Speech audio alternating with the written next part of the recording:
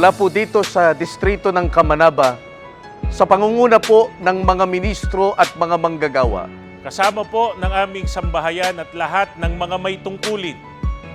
Ay taus-puso po kaming bumabati sa ating pinakamamahal na tagapamahalang pangkalahatan, ang kapatid na Eduardo V. Manalo ng isang maligayang kaarawan. Maraming salamat po sa patuloy na pagmamalasakit at pag-ibig po ninyo sa amin upang kaming lahat ay madala sa mataas na uri ng aming mga paglilingkod sa ating Panginoon Diyos.